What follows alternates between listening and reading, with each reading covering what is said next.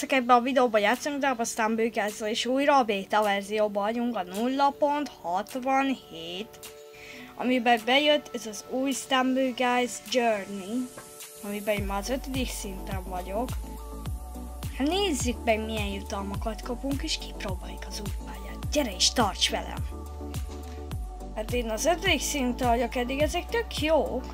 Menjünk a legesleg végére. 70 szintes, én ezt megnéztem, és a végén egy speciál lesz, és egy ilyen reward box, amit fogunk kapni közbe is játék idejének, és ebből lesz speciál, gem, token, mythic, mert még itt én láttam, hogy mythic is van itt, ez a popcorn skin. Na és, ezt most bemutattam nektek, és most jöjjön az új pálya. Most csak egy egyszerű kettesbe fogok menni egy bottal, és megnézzük. Ez a Construction Clean lesz. Hát én már egyet játszottam, mert egy nagyon nagy pálya. Szóval egyet én is tudom, hogy ez nagyon nagy. Nem tudni, miért csinálták ilyen nagyot, de azért tök jó lett. Pálya is egyben.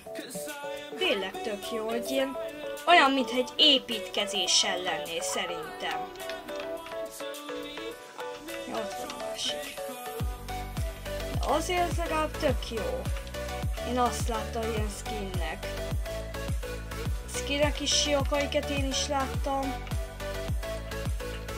Meg ez a pálya is tök jó, néz ki a grafikája is közben. Azért ez tök jó. Csak itt nagyon nem jó. Ugrálgatnom kell.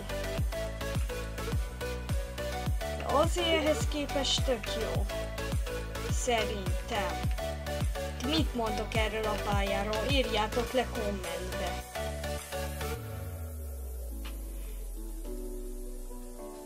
Mindenhol meghalok. Ó, legalább itt.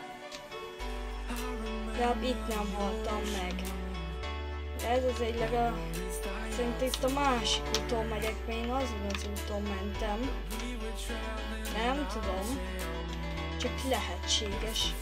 Jajjajjajjaj. Aj, itt vannak ezek a hülye hordók, és sikerült! Beértünk! Szerintem ez egy tök jó pálya lett. Ti mit mondtak róla? Írjátok le kommentbe.